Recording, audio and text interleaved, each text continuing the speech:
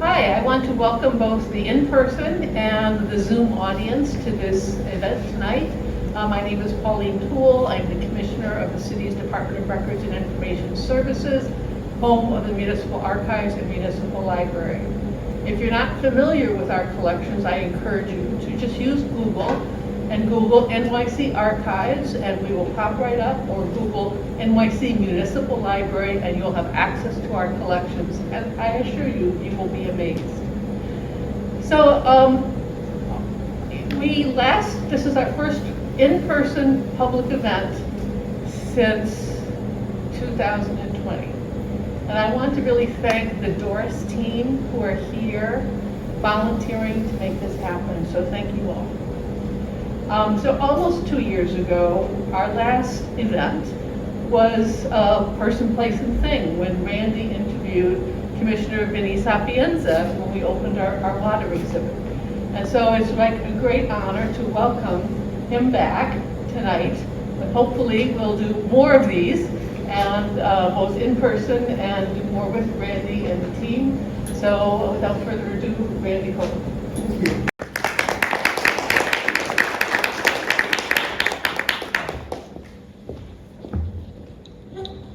Dave Chokshi said I could take my mask off just for this. Usually I would do the little opening off mic to create an atmosphere of artificial intimacy. It's completely false, but it was so effective. But I have to sit here because of the people watching online who I'm not convinced exist. Just a quick word about the format. I think people are especially interesting when they don't speak directly about themselves, but about something they care about. And that's what Dave will do tonight. He'll speak about one person, one place, and one thing that are meaningful to him. We'll happily take your questions at the end. What else? Oh, it's a show. It's a radio show. And that means there should be music. And I'm delighted that this evening the music will be Stephanie Coleman and Nora.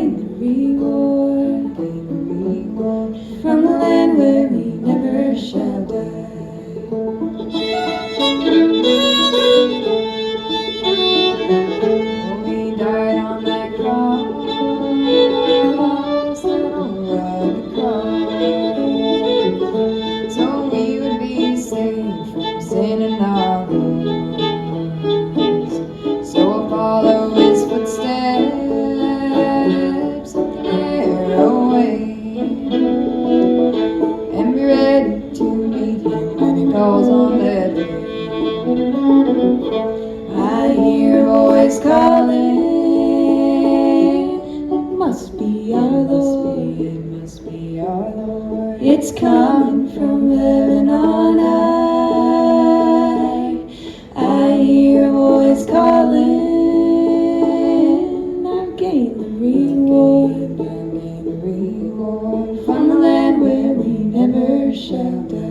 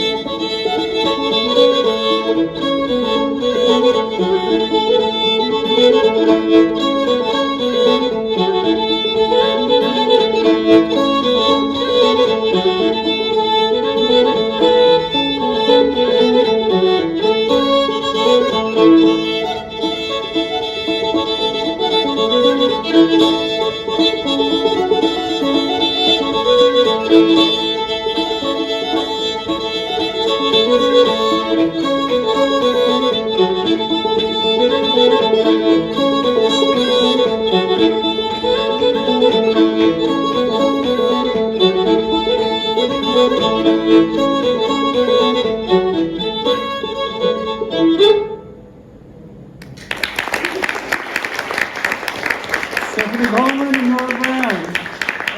Please join me in welcoming Dave Chokshi.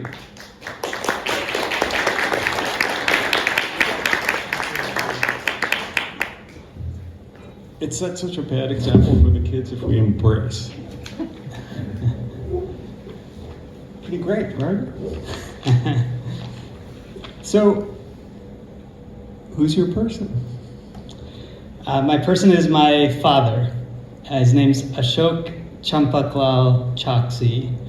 And I'll just share my full name is Dave Ashok Chokshi. And in our cultural tradition, as our middle name, we take our father's first name. But there's more to it than just the nomenclature, I'm sure that. Yeah, you know, there's so much parallelism that I see in my life and my father's life. And, you know, as happens as we all get older, you come to appreciate that more. My wife would say that it was always true. I've just come to realize it more with time. You know, just how much my father has been an influence on me. But he's, one way that I would describe it is that to the extent that I am a good doctor, a good physician, I owe so much of that to him because of his characteristics, which I observed and came to emulate, you know, particularly with time. He's a great listener, a better listener than talker, which perhaps I shouldn't be sharing as as I'm being interviewed.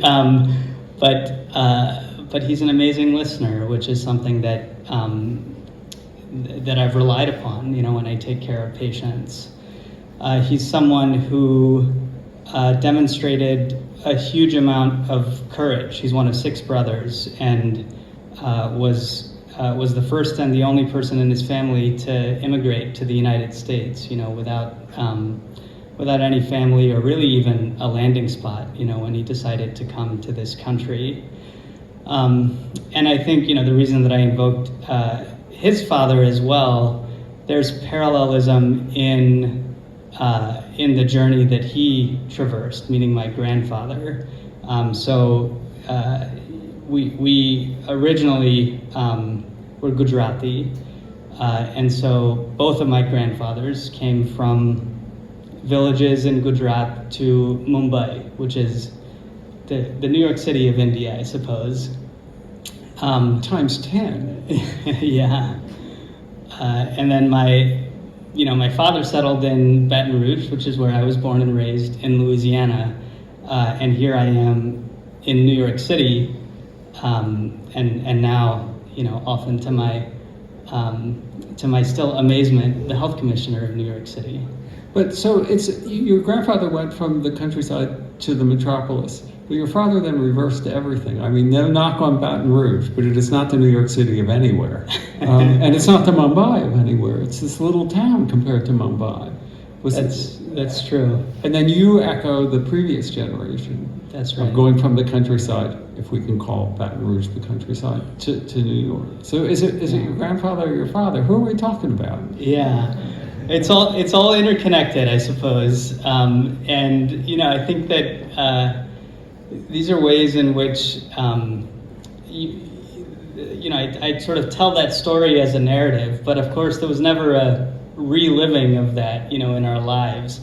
It's only with the hindsight, of seeing those journeys that you start to wonder whether how much of this was something that I propelled versus something that was, part of my DNA.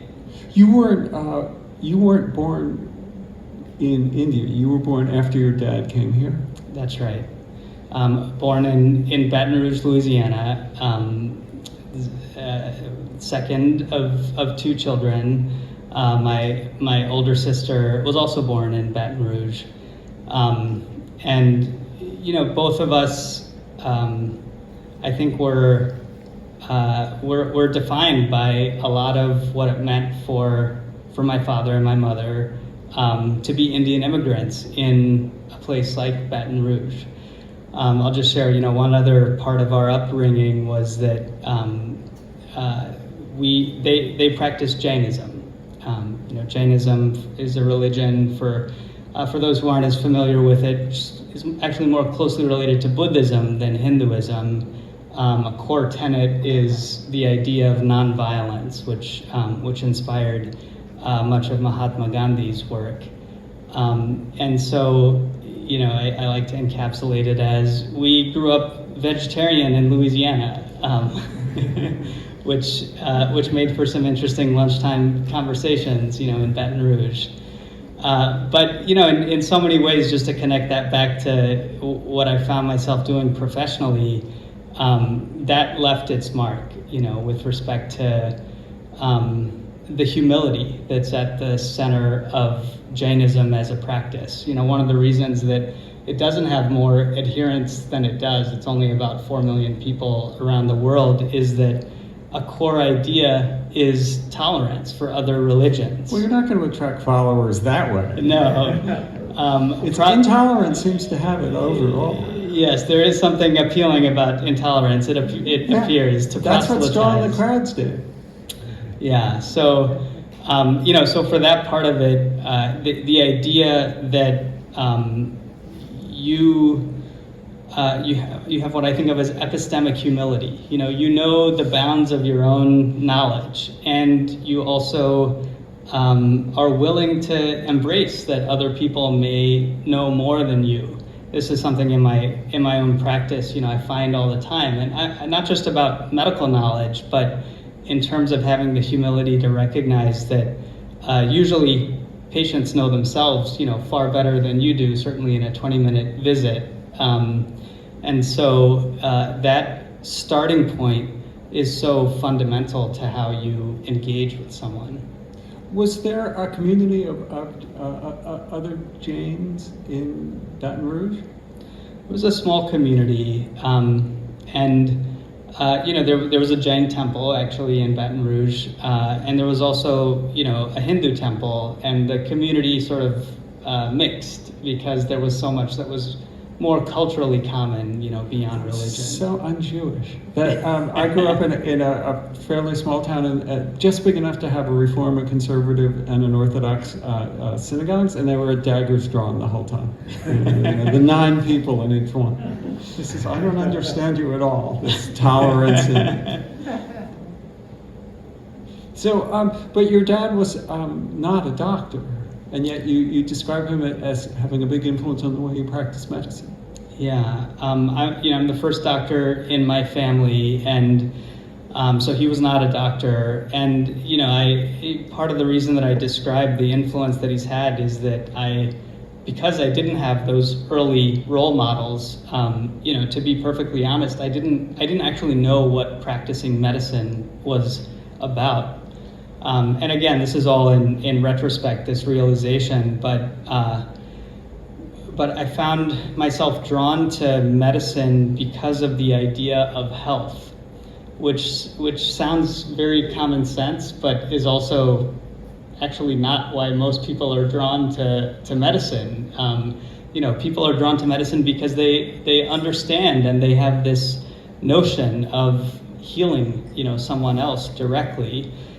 For me, a lot of this was also influenced by my father, who was diagnosed with diabetes at an age not too older than the age that I am right now, and seeing his decades-long struggle, with a chronic disease. But importantly, seeing it not just as all of the ways in which he had to embrace care and a different way of living his life, but also, sensing the connections with opportunity that that health brings forth. By which I mean, the ways in which we don't realize that the bounds of opportunity are constrained by health, and medicine is subservient, to that idea. And so, I found myself drawn to medicine with the idea that what we should actually care about is health, but ultimately as a way to unlock opportunity for people. Are you making a distinction between the practice of medicine that looks to cure disease, it's at war with disease or infirmity, as opposed to public health, which seems to promote well-being? That's right. The way that I think about it is everyone would much rather not get sick in the first place. And yet everything that we do, the way that our resources are allocated in society, even the way that we venerate, the practice of medicine over the idea of prevention, is oriented around taking care of people when they are sick. I think there's something very powerful when you combine that notion, the bearing of witness that happens in practicing medicine with the much more systemic and structural change that underlies public health. But the place where the two converge is really in this idea of prevention. Is there also a distinction to be made that the practice of medicine with an individual doctor seeing an individual patient is an individualistic act, whereas public health is a community act? Absolutely, and I think that there are certainly inflections of Jain philosophy in that as well. And the ways in which we think about how we're responsible for other people. We've seen this so much during the pandemic. Of course, it's hard not to reflect on the ways in which we have seen interconnectedness, both in very tragic ways. The virus hitches a ride on our relationships, often the most beloved relationships that we have with respect to how the virus traversed families, which my immediate family experienced for ourselves, but then also the ways in which interconnectedness. The fact that we are all wearing masks to protect one another, that we have gotten vaccinated not just to protect ourselves, but to protect our communities, how those ideals can come to the fore in a positive way as well. Do you think this, you're coming from Baton Rouge to New York City, that same family movement from rural to urban, gave you a slightly outsider perspective that lets you see things in a fresh way? I think so. I mean, my wife is a born and raised New Yorker, and I'll say New York City was the one place I swore I would never live in my whole life. I didn't apply to college here. I didn't apply to medical school here. I didn't apply to residency here. I said, New York City, not for this kid, raised in Baton Rouge.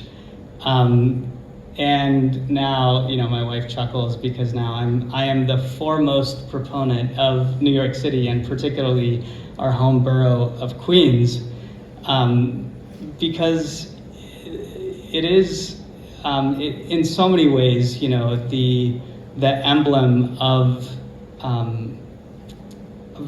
the society that I hope we all can drive toward. The cultural diversity that it represents, the ways in which creativity and vision are rewarded, and frankly, just the boldness that characterizes New Yorkers. Those are all things that I've come to appreciate with time. Let's take a moment and we'll be right back.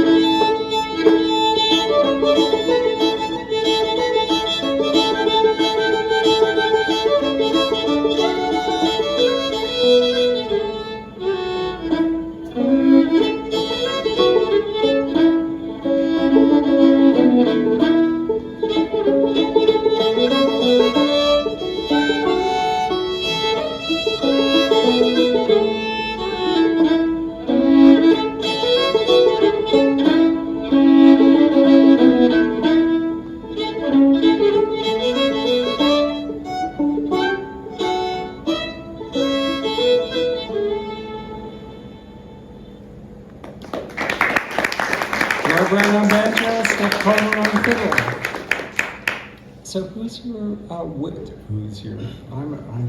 I'm rusty, Dave. It's been a while. Where is your place? My place is Bellevue Hospital.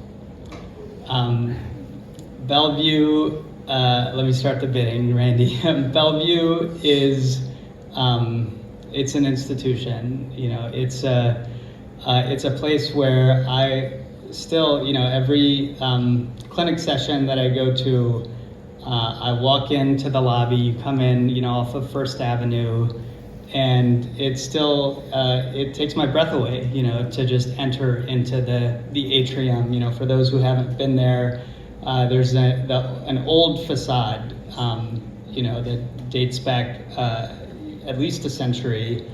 But then there is the modern shell around it, designed by I.M. Pei.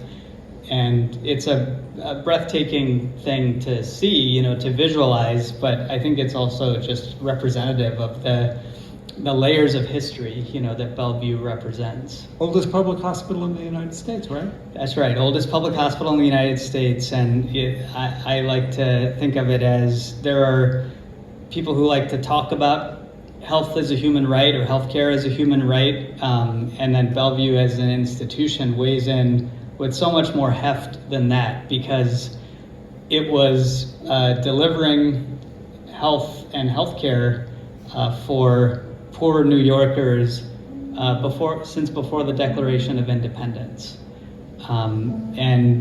It's, you know, the history of Bellevue is also intertwined with American medicine in so many ways. So one of my favorite Bellevue stories, many of which are drawn from David Oshinsky's great book about Bellevue. Right. One of my favorite Bellevue stories, which I think encapsulates so much, is that you know, in the 19th century, there was a debate about the germ theory of disease, and you know, how much do bacteria and other microorganisms cause disease versus you know, the ether, the four humors, you know, all of these other sort of competing theories, because people didn't trust what they couldn't see. But you know, the great sort of Bellevue turn on it was, this wasn't like a debate playing out in rarefied academic journals. You had like two contingents of doctors who were both convinced they were right. One of the groups was primarily surgeons who were always convinced that they are right. But they basically had to put into practice, you know, what their beliefs were. So they did it on two American presidents in the 19th century. One was President James Garfield, and there's a great phrase from the Oshinsky book. You know, they operated on him without regard for the thrust of a germ-ridden finger. Were they operating on him when he was shot? When he was shot, that's right, the assassination attempt on President Garfield. And unfortunately, he died, you know, 3 months later. But that's good news for the germ. Good news for the germ theory. And Archie's bad for Garfield. That's right. That's right. So the other camp had a chance to put into practice, you know, their beliefs when President Grover Cleveland was actually taken ill. And this was apparently a secret operation on a yacht on the East River, where they brought President Cleveland, you know, to be operated upon using all of the up-to-date antiseptic techniques, such as, you know, washing one's hands before performing surgery. And thankfully, President Cleveland survived. So just so emblematic of the ways in which Bellevue and its history has been you know, canvas for American medicine. But I don't want to be too glib about it, and it's wrong for the present to feel superior to the past. That the people who had not yet accepted the germ theory, they were not ignorant people, they were not corrupt people. The answer was not obvious. They were serious, intelligent people, yeah? Absolutely. But we can make fun of them, right? We can do both, and I'm sure that people will be making fun of us, you know, in the future as well. But I think, you know, the thing that it speaks to for the character of Bellevue is also the ways in which it's always been the front lines. It's always been people who had the courage to wade into what were the issues of the day, whether it was yellow fever and cholera to Ebola and AIDS more recently, and of course, COVID during the pandemic as well. I derive a lot of inspiration from that lineage of healers over time. It's an incredibly impressive group of physicians. In our lifetime, am I right that more patients died of AIDS at Bellevue than any other hospital in the world? Because not every hospital would have the doctors with the courage to, and the full range of health professionals with the courage to treat these people. That's exactly right. And there are still people who are practicing at Bellevue who remember those days. Actually, one of the great sort of legends of Bellevue in recent history is Dr. Nate Link, who's the chief medical officer there.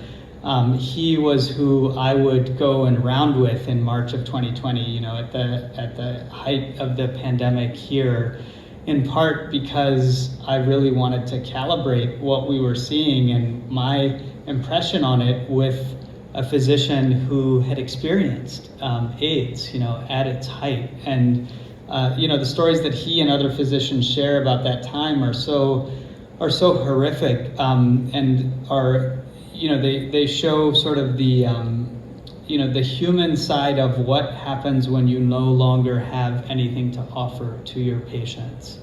But of course, there's always something to offer in terms of of words of comfort, a listening ear, a healing hand. But throughout so many episodes of history, it's been Bellevue healers who are doing that. Is it the policy of Bellevue from the beginning was to turn no one away? Yes, that is baked into how Bellevue thinks of itself. Do you still feel that now? There. Absolutely. I mean, it's worn with pride, of course, but also shapes the culture in a deep way. The idea that we are truly a hospital for anyone, and in fact, we are a hospital for people who have been turned away elsewhere, is something that characterizes people who are drawn to Bellevue. It also, I think, speaks to people who think of themselves not just as doctors in the sense of medicine, but more so in the sense of health, as we were talking about.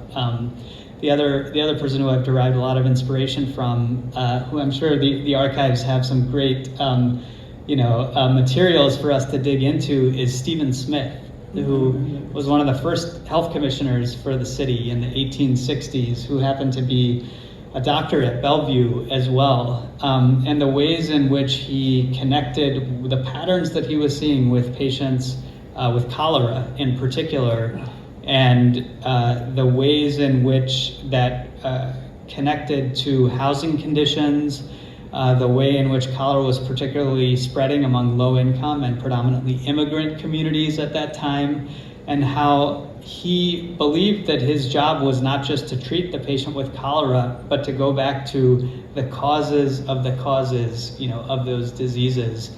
And he and sort of his cadre of public health leaders at that time set in motion the sanitation revolution that we now take for granted with respect to its effects on health. Well, one of the things I find so admirable about you and your public health colleagues is that you seem to have a sense of the entire community in which your patients live, so that transportation policy becomes that's public health. Whether or not people walk or sit on their couch, it's public health. Everything is public health. Housing is public health. It is. It's a double-edged sword because you get into a boil the ocean problem because everything that you said is true. The ways in which, because health is so fundamental to opportunity, as we've talked about, that means that the circumstances, the locus of influence to actually improve health has to be extraordinarily broad. Another way that I think about it, my wife is a public school educator. After a day of seeing patients in my clinic and a day that she has in her classroom, particularly if they're long and tough days, we would come home to the dinner table and I would sort of shake my head and say, you probably did more for the health of your students today than I did for the health of my patients, because of some of the constraints that we operate in. But this is the beauty of public health, is that we get to expand the aperture, and say that actually all of those things are in our purview for health. But the challenge has always been to do that in a way that is productive, because you can get lost in that breadth as well. Does Bellevue have a connection to a network of public health clinics around the city? Yeah, it's a part of New York City Health and Hospitals, which is the public healthcare system for the city. Because that seems a model that embodies the ideas of public health you were talking about, where everyone has access. That seemed to be diminished once we embraced health insurance. Employer-sponsored health insurance. Suddenly there was no longer this network of clinics within walking distance of everybody's house. Mm-hmm. There's a lot of truth to that, and the safety net system in the United States has been eroded over time. A lot of it because of the way that healthcare is financed. But I think we always have to look at healthcare, even in a safety net environment like Bellevue or Health and Hospitals, as solely the portal for taking on, all of those other determinants of health. Wait, how do you mean that? I mean that. I'm not sure I follow that. I mean that we have to acknowledge that healthcare is only one constituent of all of the things that lead to a patient crossing the threshold of my clinic door, and so it means that our responsibility, even though in the United States we spend $3.7 trillion on healthcare, we have to think about how we're actually allocating those resources to purchase health and influence health, and make sure that those conversations don't end at the four walls of a hospital or a clinic. Right, so that if you can keep your patients from ever entering the hospital, that's even better.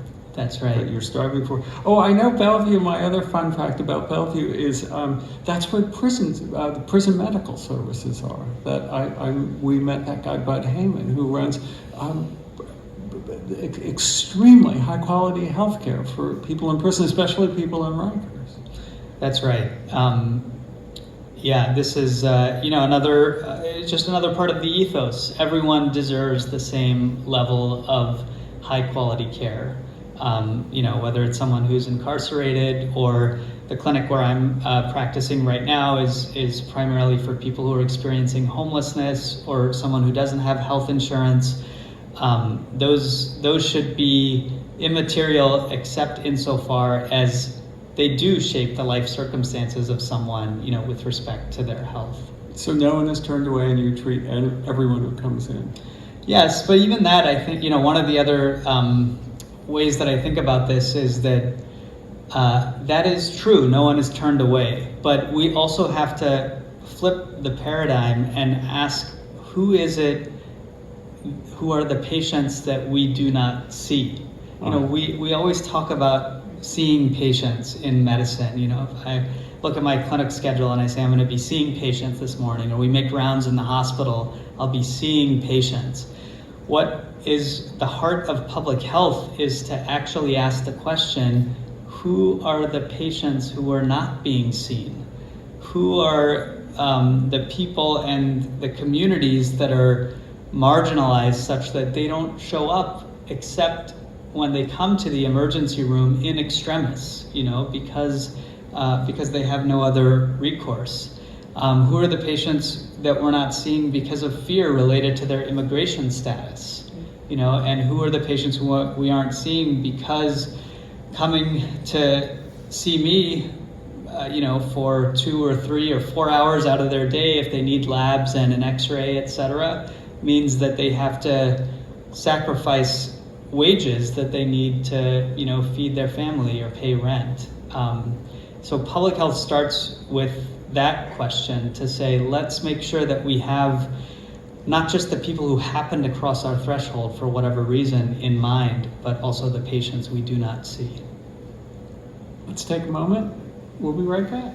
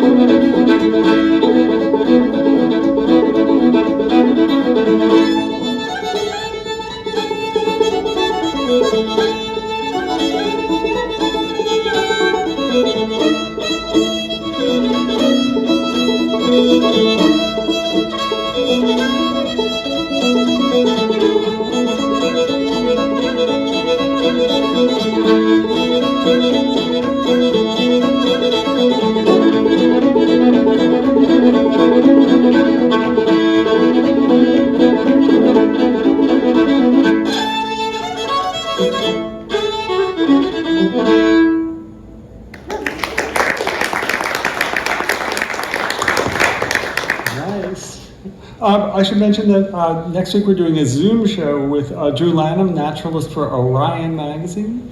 And the next episode we're posting, the broadcast episode, is with the pianist Lara Downs. You know her, she has an NPR show. She's talking about and playing examples from 3 neglected black composers. It's a particularly good episode. But how will you keep track of all this stuff?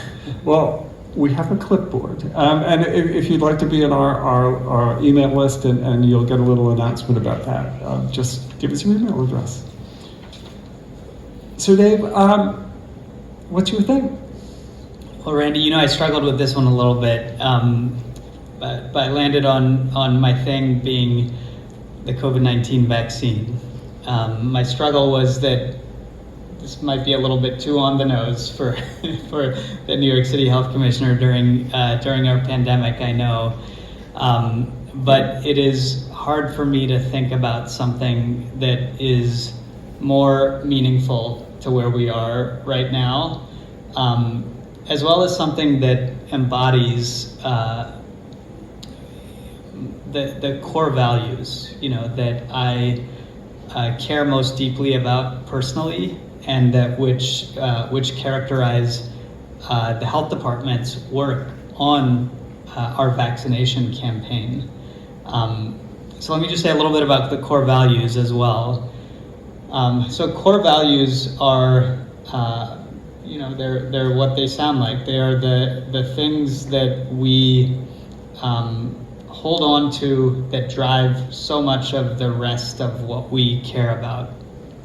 I think about values as they're like magnets. They exert all of these unseen forces in our world, particularly when we think about our own individual behavior in certain ways. So, I started thinking more deeply about my core values thanks to my wife, who, as an educator, shared with me an exercise that she had done with her students and with her colleagues to clarify one's core values. If you haven't done this, I highly recommend it. You essentially go from a list of 30 or 40 commonly held values, and you're forced to winnow it down gradually from 30 to 10 to 5 to 3, optimally with some discussion with other people who are going through that same process, to understand, at the end of that, what are the things that compel you the most.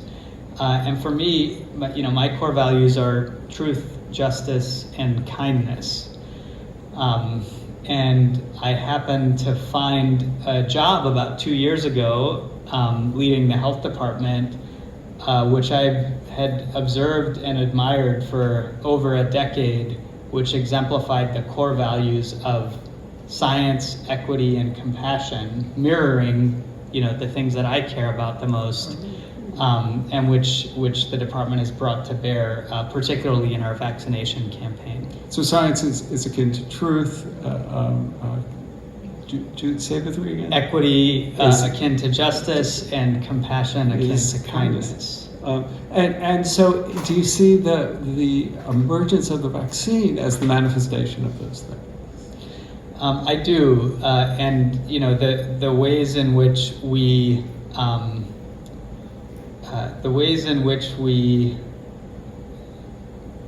I think are still grasping for understanding of how important and meaningful it has been across those domains. I mean, let's just take each of them briefly. It is a scientific miracle. I'll never forget March 14th of 2020 is when the first death from COVID-19 was recorded in New York City. All those devastating days are seared in my memory, I'm sure for so many, of the members of the audience as well.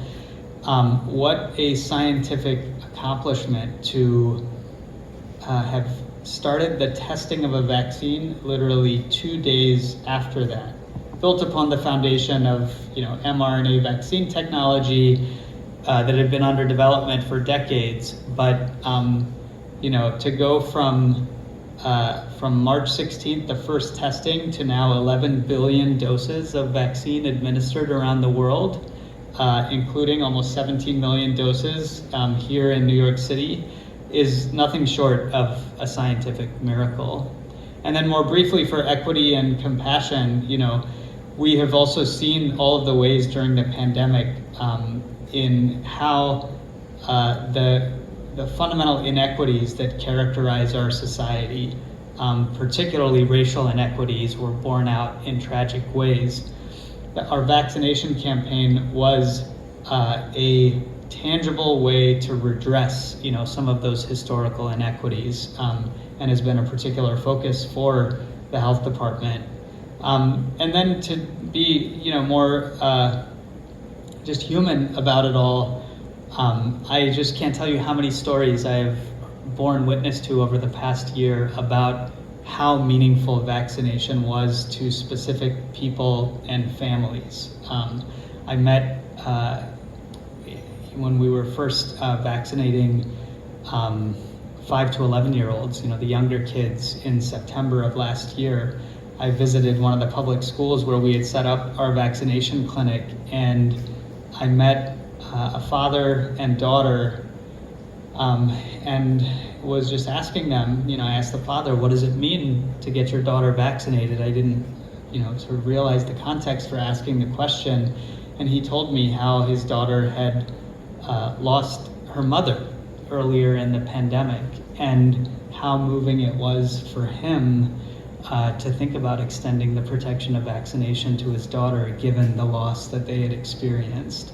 And that is multiplied by millions, with respect to what has happened with our vaccination campaign.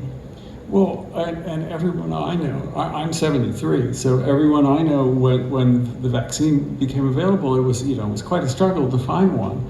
And I got on my bike and rode up to the Armory at 168th Street, where all the entire staff of Columbia Presbyterian, everyone, the PR people, heart surgeons, they were all giving out vaccines. It seemed the community galvanized into action in this utterly endearing way.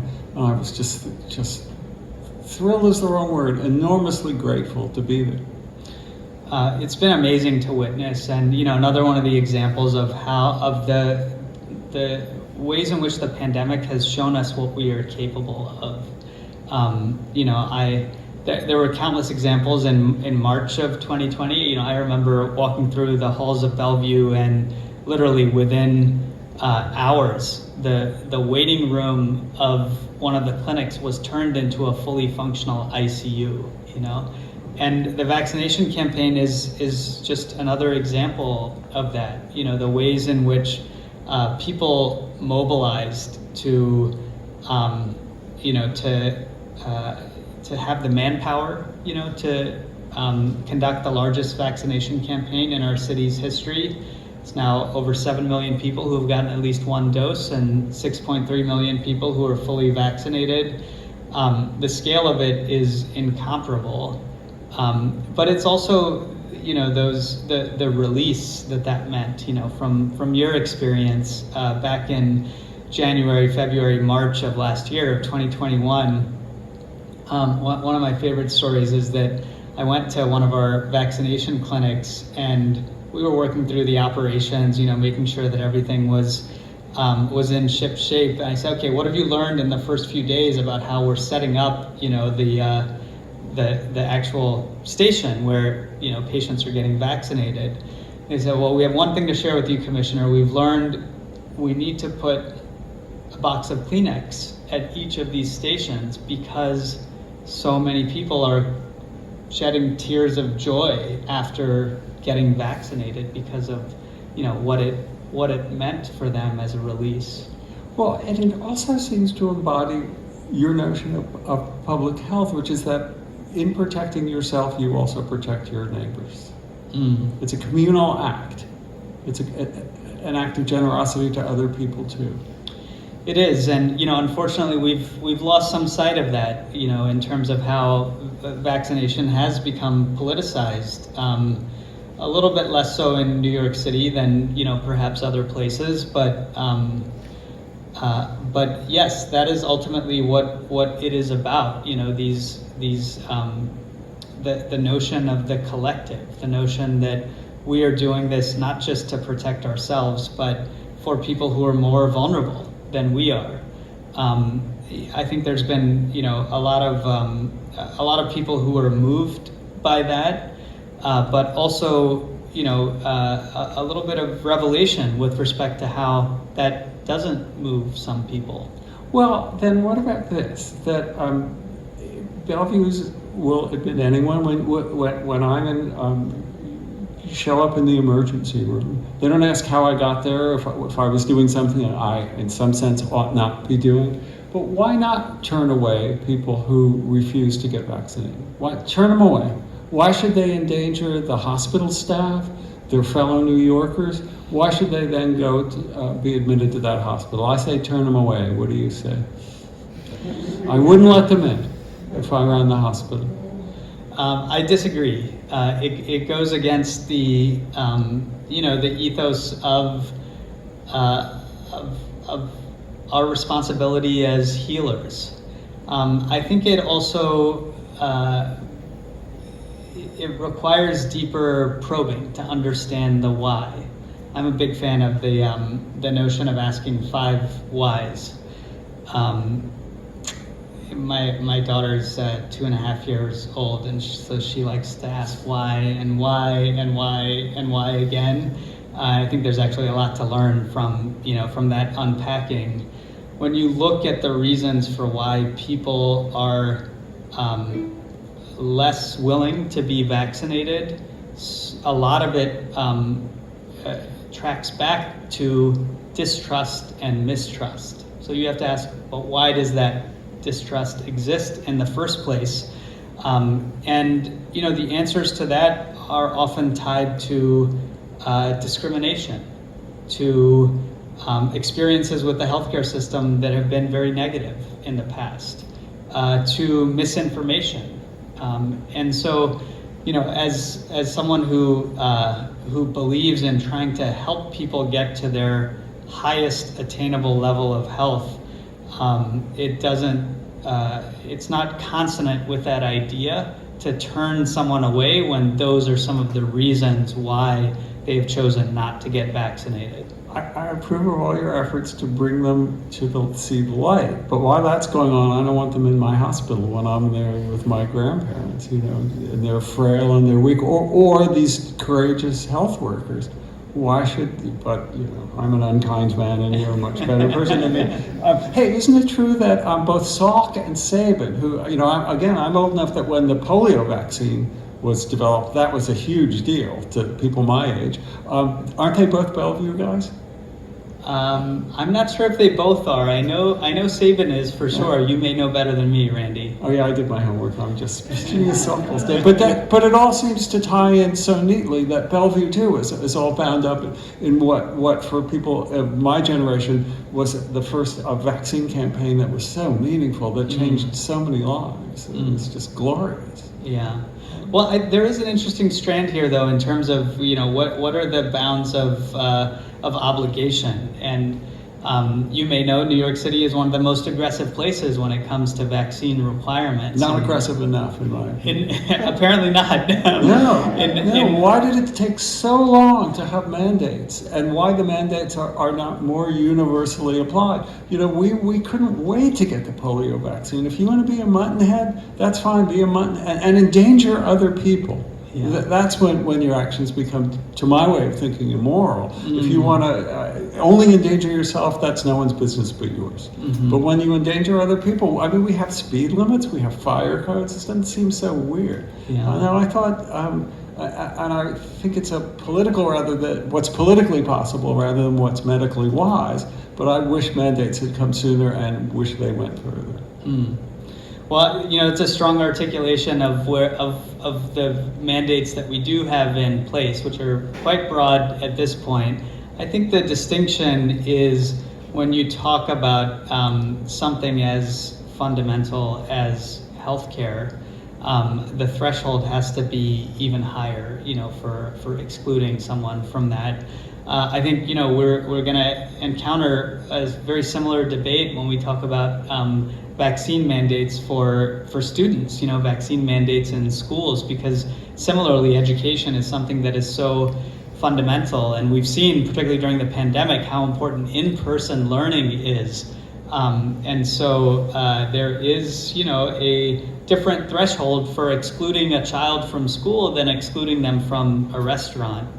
But, and to your point, I think when the entire community benefits, when you are able to move forward in concert, and again, schools are a shining example of this. This is why we've had a mandate for school staff. Then you're essentially saying that this is something that the community values enough to where that has overriding benefit, even if there are individual dissenters. Well, I'd like to ask even questions that reveal the dark cruelness of my own character much more, but I think these are probably nicer people who have other questions, which we'll happily take. But before we do, join me in thanking Dave Chokshi.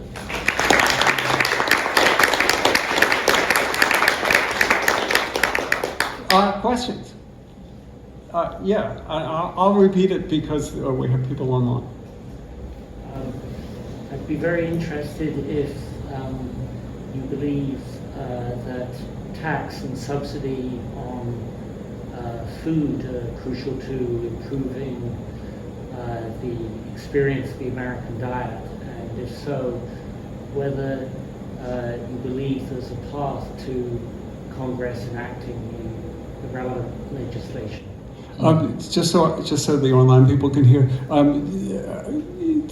is there utility in adding taxes and subsidies to food to influence people's diet for healthier diets, and should Congress be taking action? The short answer is yes. I think this is worthy of serious debate for a handful of reasons. Number one is our starting point in thinking about this should be to recognize that those taxes and subsidies already exist, right? They are baked into the prices of food and drink right now, and it's why we know that unhealthy food in general, particularly unhealthy processed foods, are cheaper than healthy and whole foods. And so, the conversation has to acknowledge that is actually the baseline. We're not starting at an equivalent, place for all of the different types of foods. And so, we have to consider how to essentially rectify that, which leads to the second point. We have evidence, from around the world now that this can work with respect to curbing, some unhealthy consumption and promoting healthier consumption. But the third part of it, and where it gets particularly tricky, is this runs into the same debate about civil liberties and the appropriate role of government, that have characterized some of the debates about vaccination as well.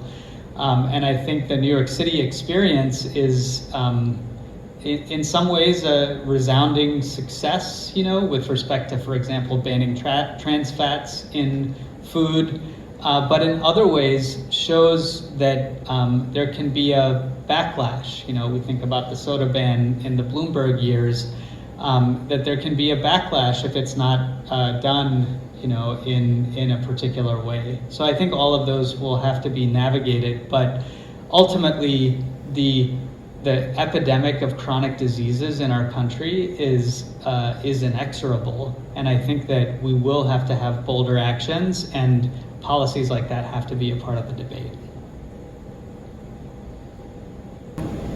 My name is Jason, and we met at the door when we asked you for your COVID-19. I'm coming from a point of mental health of New York City residents. And when you came in, you had a certain level of good feelings.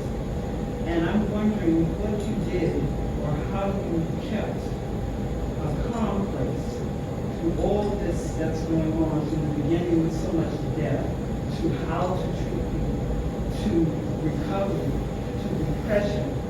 So do you have a thing that you do and recommend, or is New York going to somewhere in the future pay attention to the mental health? The subways have so many people that are lost. I hate to oversimplify such a nuanced and excellent question, but is it in the face of so much death and suffering? Do you have a way that you can preserve your calmness? Is that? Yes. Thank you so much for that thoughtful question. First I'll say that it hasn't been easy for me, as with so many others, during the pandemic. It's been an extraordinarily stressful time. So many people have experienced grief and trauma of many different valences, and there aren't, there's no pill, there's no switch that one can flip to contend with things that are felt in that way and that are, profound and deep. But I do think that, there are antidotes. I think that, for me personally, finding moments of peace and meditative moments amidst, the cadence of my day was very important to get through each day. So I'll just give you an example. I wish I could say that I have this very rigorous and disciplined meditation practice. I can tell you it's been on my to-do list for a decade now, and I don't. It's something that sort of ebbs and flows with a lot of other things that are happening in my life. But what I have tried to do with more success is find those moments of meditation in my everyday routines. So, I've spoken about my daughter before. Before I got demoted as chief person to be in charge of her bedtime in favor of her mother, it was my routine to rock her to sleep, every night. And I found that was such a soothing thing, probably more for me than for her, frankly. Just the actual physical motion of rocking and having a moment where I was not going to check my device. I was, just completely, in that moment with this small person who I adore. That was so sustaining, and nourishing for me. And I think other people find that in different places, whether it's physical activity, whether it is breathing, and I think those small things matter. The other thing that I'll say is that we've been thinking a lot at the health department about connectedness and cohesion and trust as entities that are, again, within the purview of public health in this wide aperture of how we should be thinking about our responsibility. And study after study has shown and will continue to show that for things like loneliness and isolation and despair and depression, there are sort of, medical interventions, and there are the simple things that we know bring us meaning and a sense of belonging. And I think we have to, further foster those and also pay attention to how they are being eroded through things like technology, as of course we know, but also just the fragmentation of attention that characterizes so much of our routine day.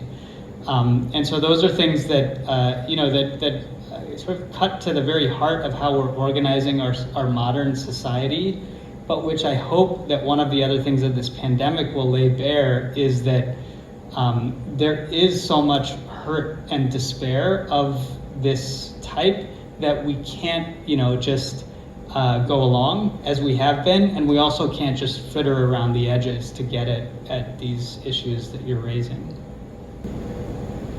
We do have a couple of questions from our online audience. The first question that someone has is, what is something that you learned from being a part of a small religious community and a child of immigrants that you think should be fundamental knowledge for all healthcare practitioners? Yeah, if I had to sum it up, I would say perspective taking, which is just the simple idea of knowing how to inhabit someone else's mind. If I'm perfectly honest, this is a skill that I've used far more than anything I ever learned in medical school, both to take care of patients as well as in my job as health commissioner, whether it was trying to convince someone who is skeptical of vaccination to making the case for a certain policy at City Hall. It all arcs back to this idea of perspective taking, of being able to step outside of oneself and inhabit the mind of someone else with enough fidelity to be able to know what it is that will be persuasive and convincing, for that person, given their core values. I think, Jainism, because of this, the idea that the boundaries of beings are more porous, but the reason that vegetarianism is a part of Jainism is the idea that humans and animals are actually not, as different as we like to think that we are. And so the notion of nonviolence should extend to animals equally as to, fellow human beings. And also as part of an immigrant family, you are used to being the other in a way that allows you to tap into how other marginalized people may be feeling as well. But beyond those two experiences, I would also say, you know, a lot of people who are sort of coming up in their career ask me for advice, and I usually struggle to come up with anything useful to say. But the one thing that I convey with real sincerity is the way in which reading fiction is so central to perspective taking and this idea of inhabiting someone else's mind. When you think about it, that's what fiction is. You know, you are literally, entering into the mind of the character and understanding what makes them tick and why, they behave in a certain way. And so, if I were ever to start a medical school, I might have a little bit less time on anatomy and a little bit more time reading fiction. Aren't they doing something like that at NYU Langone with the Medical Humanities program? It's folding that in, and your man Dave Oshinsky, who wrote the History of Bellevue, is a part of that too. Is there something from your father's generation that you would like to see carried forward? And conversely, is there something that you would like to see society move past? These are very good questions. I think maybe it's easier for me to answer the move past first. I think that we continue to see tribalism, in so many manifestations that affect. It's one of these other deep phenomena that underlies a lot of the pain and suffering, that we see around the world. To me, the notion of tribalism underlies polarization, whether it's political polarization or, radicalization that we see based on religion or ethnicity or whatever it may be. And this is something that, particularly observing what has happened in India, including, the India that my father grew up in, is so painfully, obvious that is part of what has made it a riven society, for the decades that India has existed as an independent nation. So that is something that is both deeply encoded in human nature, unfortunately, but which we have to figure out ways to move past, I think, in order to resolve some of the conflicts that cause, so much of that suffering. Conversely, I would say that my father's generation has done so much of a better job of creating interpersonal connection, particularly within small circles, within people who matter the most in that first concentric circle, let's say beyond your family. That's something that really characterized my father and my parents' social life, when we were growing up. And again, in the ways that you mature with age, I found myself trying to reach back to, to create that. So one example that I'll give is that just in the last few years, I've started what's called a moai. It's a Japanese word for a small group of friends that gets together on a very regular basis.